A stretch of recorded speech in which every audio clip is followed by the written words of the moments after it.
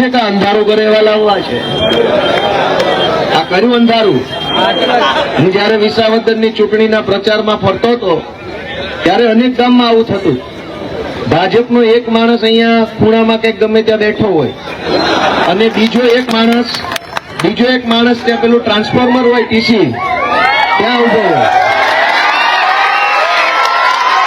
એટલે એ શું કરે, સાંભળજો, ધ્યાનથી સાંભળો કરી, કે એક લંગરીઓ અહીંયા બેઠો હોય ગમે ત્યાં ખૂણામાં, પછી એનો ફોન ચાલુ હોય ને એક બીજો પેલો ટીસી હોય, ટ્રાન્સફોર્મર પડ્યું હોય પેલું વીજળીનું, ત્યાં ઉભો હોય. અહીં પેલો જોતો હોય શું પ્રોગ્રામ ચાલે, સ્વાગત છે ત્યાં સુધી હાલવા દે. ગોપાલભાઈ હાથમાં માઇક આવે એટલે કે હવે કાપી નાખો. આવા લંગરિયા વેરા કરો છો તો કઈક હારા ધંધા કરો કે નહીં?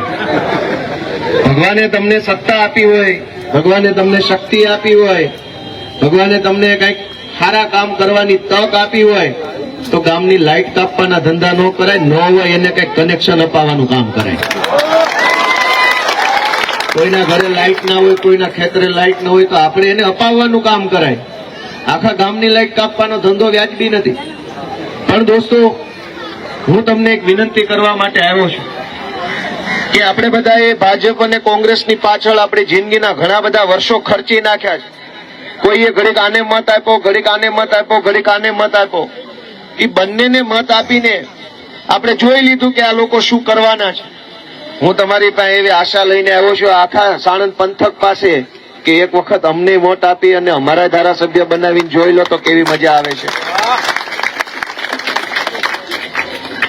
40-35 વર્ષની ભાજપની સરકાર પછી પણ ગામડામાં સારો રોડ ન હોય, ગામમાં ગટર ન હોય, ગરીબ માણસ પાસે ઘરનું ઘર ન હોય, કોઈના ઘરમાં લાઇટ ન હોય, એ બહુ મોટા દુર્ભાગ્યનો વિષય છે દોસ્તો.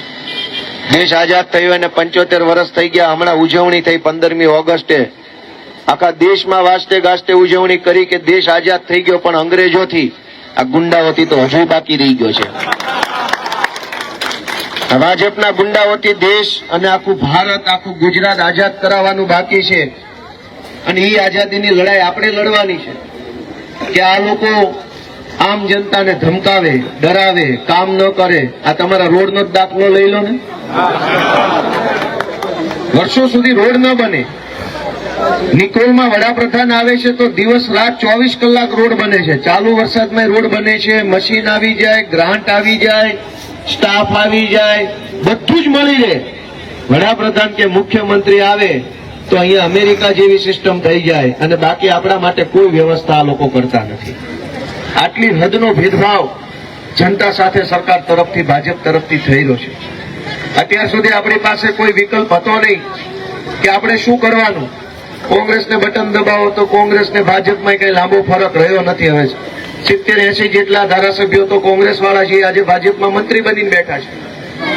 તો દોસ્તો, હું તમને એક વિનંતી કરવા માટે આવ્યો છું કે આપણી પાસે તક અને નેતા બંને એક સાથે આવ્યા છે.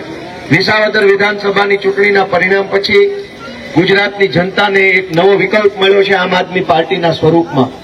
આટલા વર્ષો સુધી આપણી પાસે વિકલ્પ નહોતો એટલે આપણે લાચારીવશ કંઈ પણ કરવું પડતું હતું, પણ હવે આપણી પાસે સારો વિકલ્પ છે. આખા ગુજરાતની અંદર નવયુવાનોની ટીમ છે. તમે બધાને ઓળખો છો. ઈશુદાનભાઈના નેતૃત્વમાં અમારી આમ આદમી પાર્ટી ખૂબ સરસ કામ કરી રહી છે. જનતાના મુદ્દા ઉપર ક્યાંય અવાજ ઉઠાવવાનો હોય, ક્યાંય બોલવાનું હોય, ક્યાંય સંઘર્ષ કરવાનો હોય, જનતા માટે જેલમાં પણ જવું પડે તો પણ અમે બધા ગયેલા છીએ, બધાને ખબર જ છે.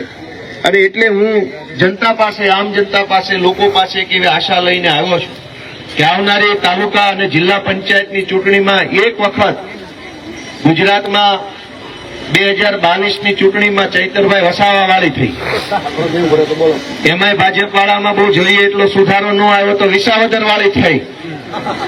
એમાંય હજુ બરાબર પાટે ચડતા નથી તો આ વખતે હવે હાવણા વાળી આખા ગુજરાતમાં કરી નાખો એટલે જબરજસ્ત પડઘો કરી દો. મિત્રો, આજે મને તમને બધાને જણાવતા સારું લાગે છે કે ગુજરાતની રાજનીતિની અંદર હજારો લોકો જોડાવા લાગ્યા છે. ગામના ગામ આમ આદમી પાર્ટીમાં જોડાય છે. જ્યાં સભા હોય, જ્યાં મીટિંગ હોય, હજારો લોકો આવે છે કે અમારે જોડાવું છે, અમારે કંઈક સારા કામનું ભાગીદાર બનવું છે. અવળી મોટી ક્રાંતિની લહેર વિસાવદર વિધાનસભાની ચૂંટણી પછી આવી છે. તમને વિસાવદર વિધાનસભાની પણ થોડીક માહિતી આપું કે ગુજરાતની આખી ભાજપ પાર્ટી ત્યાં પ્રચાર કરતી હતી. આખી ભાજપ પાર્ટી, મુખ્યમંત્રી, તમામ મંત્રી, તમામ ધારાસભ્યો, સૌરાષ્ટ્રના બધા જ સાંસદ સભ્યો, એની સાથે બુટલેગરો, એની સાથે પોલીસ તંત્ર, એની સાથે સરકારી તંત્ર, એની સાથે ગુંડાઓ, આખા ગુજરાતમાં ભાજપ પાસે જેટલી શક્તિ હતી એ બધી જ શક્તિઓ વિસાવદર વિધાનસભાના ગામડે ગામડે ગોપાલ ઇટાલિયાને ચૂંટણી હરાવવા માટે કામ કરતા હતા. પણ જનતાના હાથ જેના માથે પડે, જનતાના આશીર્વાદ જેને મળે, એને કોઈ પણ મોટી સત્તા ક્યારેય હરાવી શકતી નથી દોસ્તો. જનતાનો હાથ, જનતાનો સાથ, જનતાના આશીર્વાદ ગોપાલ ઇટાલિયાની સાથે હતા. વિચાર કરો કે મંત્રી, કેબિનેટ મંત્રી, મુખ્યમંત્રી, પ્રદેશ પ્રમુખ બધા લોકો લાગી ગયા પછી તે 17,500 મતથી ભાજપની ભૂંડામાં ભૂંડી ઐતિહાસિક હાર થઈ છે દોસ્તો. વિસાવદરમાં અને કોંગ્રેસે શું ધંધા કર્યા? વિસાવદરમાં હોટલમાં બેસીને ભાજપના પૈસા છે એ વેચવાનો ધંધો કર્યો. આખો ક્યાં વિડીયો બધા જોયો તો કે નહોતો જોયો? જનતામાં જોયો કોઈએ? જે ચૂંટણીમાં આખું ગુજરાત એમ ઈચ્છતું હતું કે ભાજપ હારવું જોઈએ ને ગોપાલ જીતવો જોઈએ, ગુજરાતના એક એક ગામડાના અનેક આગેવાનોની લાગણી અંદરથી, ઇવન ભાજપના કેટલાય માણસોના મનમાં એવું હતું કે ગોપાલ આ ચૂંટણી જીતવો જોઈએ. એવી ચૂંટણીમાં કોંગ્રેસ પાર્ટીના નેતાઓ ભાજપની દલાલી કરતા હતા દોસ્તો. જે ચૂંટણી આખું ગુજરાત એમ ઈચ્છતું હતું કે ભાજપનું અભિમાન તોડવું જોઈએ, ગોપાલ ઇટાલિયા જીતવો જોઈએ, એવી ચૂંટણીમાં પણ ભાજપ પાસેથી કરોડો રૂપિયા લઈ અમારે વિસાવદરમાં શાયોના હોટલમાં બેસી અને કેમેરા સામે પૈસા આપતા મેં પોતે પકડ્યા કોંગ્રેસ વાળાને. ઘણો તો સુધરો કે નહીં? તમે વિચાર કરો કે જે કોંગ્રેસને ભરોસે તમે ભાજપને હરાવવા માટેની વિચાર રાખતા હશો, એ કોંગ્રેસના ખિસ્સામાં પૈસા ભાજપના છે, તો કેવી રીતે આપણો અવાજ ઉઠાવશે? દોસ્તો, અમે લડીએ છીએ. પેપર લીકની ઘટના હોય કે ગુજરાતમાં ડ્રગ્સનું દૂષણ જે ઘૂસ્યું છે એની ઘટના હોય કે ગુજરાતમાં કાયદો અને વ્યવસ્થાના લીરા ઉડી ગયા છે એની ઘટના હોય કે ખેડૂતનો મુદ્દો હોય કે મહિલાઓનો હોય કે તૂટેલા રોડનો મુદ્દો હોય કે શહેરોમાં પાણી ભરાઈ જવાનો મુદ્દો હોય, તમામ મુદ્દા ઉપર આમ આદમી પાર્ટી પૂરી તાકાતથી, દમખમથી હંમેશા તમે લડતા જોતા હશો. અમે કોઈ પણ પ્રકારની બાંધછોડ નથી કરતા. અમે કોઈ પણ પ્રકારની ભાજપ વાળે ગોઠવણ નથી કરતા. અમે તો એક જ ગોઠવણ કરી છે, ભાજપ વાળાને કાઢો અને જનતાને સરકારમાં લઈ આવો. અમારી એક જ ગોઠવણ છે. અને એટલે હું તમારા બધા પાસેથી આશા રાખું છું કે આવનારી તમામ ચૂંટણીઓની અંદર આમ આદમી પાર્ટીના ઉમેદવારને ઝાડુના નિશાન ઉપર મત આપી ગુજરાતની અંદર એક નવો બદલાવ લાવવાની તમે અમને તક આપશો. તમે મને જોઈ રહ્યા છો કે હું લગાતાર વિધાનસભામાં જઈ અને જનતાના અલગ અલગ મુદ્દાઓ ઉપર વાત રાખી રહ્યો છું. ક્યારેક ખેડૂતનો મુદ્દો, ક્યારેક શહેરોનો મુદ્દો, ક્યારેક મજૂરી કરતા માણસોનો મુદ્દો, ક્યારેક માલધારીઓનો મુદ્દો, ક્યારેક અલગ અનેક મુદ્દા ઉપર જ્યારથી મને ધારાસભ્ય તરીકે કામ કરવાની તક મળી છે ત્યારથી હું લોકોના મુદ્દા ઉપર સતત અવાજ ઉઠાવી રહ્યો છું. અને હું અવાજ ઉઠાવું છું એ ભાજપને ગમતું નથી, ભાજપથી જોવાતું નથી, ભાજપ વાળાથી સહન નથી થતું કે આ ગોપાલ ઇટાલિયો ગરીબ ઘરનો છોકરો કેવી રીતે ધારાસભ્ય બની ગયો, કેવી રીતે વિધાનસભા સુધી આવી ગયો.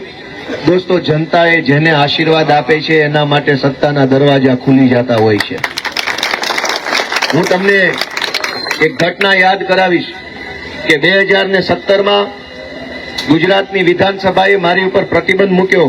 અધ્યક્ષે 2017માં જે અધ્યક્ષ હતા એમણે પ્રતિબંધ મૂક્યો લેખીને કે ગોપાલ ઇટાલિયા ગુજરાતની વિધાનસભાની અંદર પ્રવેશ નહીં કરી શકે.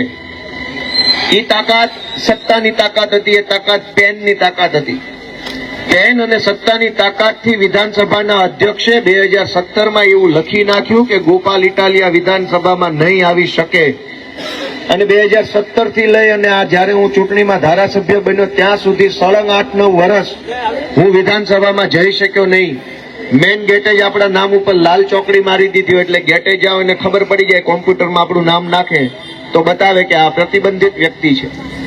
પણ જે સત્તાએ મને વિધાનસભામાં 9-10 વર્ષ સુધી એન્ટ્રી ન આપી, મારી ઉપર પ્રતિબંધ મૂક્યો, વિસાવદર વિધાનસભાની જનતાએ મારી ઉપર હાથ મૂક્યો, મને આશીર્વાદ આપ્યા તો જ્યારે હું શપથ લેવા ધારાસભ્ય તરીકે વિધાનસભામાં ગયો તો વાજતે ગાજતે 50 જેટલા કેમેરા, માણસોના ટોળા, પ્રોટોકોલના માણસો, પોલીસ અને જાણે અમારી સરકાર બની ગઈ ને એવું ભવ્ય સ્વાગત મારું વિધાનસભામાં કર્યું. અને જે અધ્યક્ષ વિધાનસભાના ગુજરાતના જેણે એવું લખ્યું હતું કે ગોપાલ ઇટાલિયા વિધાનસભામાં નહીં આવી શકે, એ જ અધ્યક્ષની ખુરશી પરથી મને 3 કિલોનો ગુલદસ્તો આપીને કીધું તમારું અહીંયા સ્વાગત છે કે વિધાનસભામાં. તો સત્તાની તાકાત એટલી જ છે કે એ તમને આવતા રોકી શકે, પણ જનતાની તાકાત સત્તાની તાકાત કરતા બહુ મોટી તાકાત છે. જનતાએ મારા ઉપર હાથ મૂક્યો તો સત્તાએ મને સ્વીકારી લેવો પડ્યો. તો સત્તાની તાકાત મોટી તાકાત નથી. સત્તાની તાકાત મોટી તાકાત હોત તો ચૂંટણી જીત્યા પછી પણ મને અંદર ન આવવા દે. સત્તાની તાકાત મોટી તાકાત નથી. અધિકારીની તાકાત મોટી તાકાત નથી. નેતાની તાકાત મોટી તાકાત નથી. સૌથી મોટી તાકાત એ જનતાની તાકાત છે, સામાન્ય લોકોની તાકાત છે. એ આપણે બધા યાદ રાખવું પડશે દોસ્તો. જનતા જેની ઉપર હાથ મૂકે એને વાજતે ગાજતે લઈ જવા પડે છે વિધાનસભા, ફૂલ સિક્યુરિટી સાથે.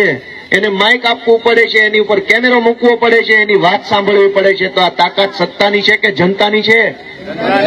જનતાની તાકાત શ્રેષ્ઠ તાકાત છે. પણ આ ભાજપ અને કોંગ્રેસે ભેગા મળી જનતાને એવું ધીમે ધીમે સમજાવ્યું કે નેતા મહાન, સત્તા મહાન, અધિકારી મહાન, આવું બધું આપણને ધીમે ધીમે સમજાવી દીધું છે. પણ હું તમને કહેવા માટે આવ્યો છું કે ડર છોડી દો, ચિંતા કરવાનું બંધ કરી દો. આપણું કશું જ જવાનું નથી. આપણું શું લઈ જશે? અને આપણી પાસે શું છે? આપણી પાસે ડર છે, આપણી પાસે લાચારી છે, આપણી પાસે ગરીબી છે. ભાજપની હામાં પડશે ને તો આપણી ગરીબી જશે, આપણો ડર જશે, આપણી લાચારી જશે ને આપણી તાકાત બહાર આવશે. આપણી પાસે ગુમાવવા જેવું કંઈ છે જ નહીં. આપણું કોઈ કંઈ લઈ જાય એમ નથી. આપણી પાસે ગુમાવવા જેવી આપણી લાચારી છે, ગુમાવવા જેવી આપણી ચિંતા છે, ગુમાવવા જેવી આપણી ગરીબી છે. એક વખત સંઘર્ષનો રસ્તો જો બધા પકડશો તો ભવિષ્યની અંદર ખૂબ સારું કામ આપણા હાથે થવાનું છે. દોસ્તો, મેં લાચારી અને ગરીબી અને ડર છોડ્યો તો મને જનતાએ આશીર્વાદના સ્વરૂપમાં ધારાસભ્ય બનાવ્યો. તમે કલ્પના કરો કે હજુ હું પોલીસ કોન્સ્ટેબલની નોકરી કરતો હોત તો હું શું કરતો હોત? કોઈક મંત્રીને જી સર કરતો હોત.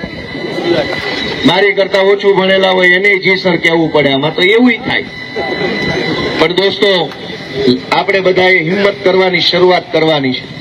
હું તમને આહવાન કરવા માટે આવ્યો છું કે આ ગુજરાત આપણું છે, આપણા બાપ દાદાઓનું છે. આપણી પેઢીઓ આ ગુજરાતમાં જન્મી છે ને આજ ગુજરાતની માટીમાં આપણી પેઢીઓ છે. આ ગુજરાત ભાજપ વાળાનું નથી. ભાજપ વાળા બાપાની પેઢીની જેમ કામ કરે છે. મન ફાવે એની જમીનો લઈ લેવાની, મન ફાવે એના મકાનો લઈ લેવાના, મન ફાવે ત્યાં જેસીબી હાલે, મન ફાવે ત્યાં નોટિસ આપી દેવાની, મન ફાવે એને જેલમાં પૂરી દેવાનો. ગુજરાત ભાજપ વાળાના બાપાનું નથી. ગુજરાત આપણા બાપ દાદાઓનું છે, આપણા વડવાનું ગુજરાત છે. અને આને સંભાળીને રાખવું આપણી જવાબદારી. ગુજરાતની અંદર બદલાવ લાવવો એ આપણી જવાબદારી છે, આપણી ફરજ છે, આપણી ડ્યુટી છે દોસ્તો કે આ ગુજરાતને બચાવી લેવું. ગુજરાત આપણું આગળ જાય એના માટે જાગૃત બનવું, સજાગ બનવું એ આપણી જવાબદારી છે. અને એટલે હું વિનંતી કરું છું મારી કે આવનારા દિવસોમાં જાગૃત બનીને અવાજ ઉઠાવતા શીખી જાઓ. આખા ગુજરાતમાં લોકો અત્યારે અવાજ ઉઠાવે છે. ભાજપનો નેતા આવે તો તરત કેમેરો કાઢીને પ્રશ્ન પૂછી લે છે, ભાઈ શું છે રોડ રસ્તાનું? જોવો છો ને તમે જરાક હિંમત કરતા થાવ, ડરો નહીં, સહન કરી લેશો તો 100 વર્ષે જીવન કીચડની અંદર જીવવા તમારે મજબૂર રહેવું પડશે દોસ્તો. પણ એક વાર બોલશો, 2 વાર બોલશો, 4 વાર બોલશો તો 5મી વખત તો ભાજપ વાળાના બાપાએ સાંભળવું તો પડશે. તે જનતાની તાકાત છે. પણ ક્યારેય નહીં બોલો તો ક્યારેય કીચડ દૂર નહીં થાય. ના, કીચડ ખાલી ગામના ચોકમાં નથી, માણસના જીવનની અંદર જીવને કીચડ જેવું ભાજપ વાળાએ કરી નાખ્યું છે. શિક્ષણની વ્યવસ્થા જુઓ, આરોગ્યની વ્યવસ્થા જુઓ, રોડ રસ્તાની હાલત જુઓ, સરકારી કચેરીની હાલત જુઓ. બધી જ જગ્યાએ આપણા જીવનને બરબાદ કરવાનું કામ ભાજપે કર્યું છે. સરકારી કચેરીમાં જાઓ તો તમને સારો આવકારો ન મળે, સારો જવાબ ન મળે. આજ આવજો, કાલ આવજો, પમદી આવજો. બહુ પછી આજીજી કરો તો કે નથી કરી દેવું, થાય કરી લેજે. જનતાથી તો શું થાય? વિસાવદર વાળી થાય હવે આમાં તો. સરકારી માણસો કહે છે કે થાય કરી લેજો. ભાજપના નેતાએ આપણને ક્યારેક કહી દે છે બહુ રોડની ફરિયાદ આપીએ કે રોડ ખરાબ છે, રોડ ખરાબ છે, તો તરત કે થાય કરી લેજો. તો હવે તમારાથી થાય એમ છે વિસાવદર વાળી, તમે કરી લેજો, પાછા ટાણું આવે છે. એટલે આજે આટલી ખૂબ મોટી સંખ્યામાં આપ સૌ જોડાયા, અને જે ભાજપ વાળાને આવી હલકી બુદ્ધિ સૂજી હોય એને ભગવાન સજા આપે.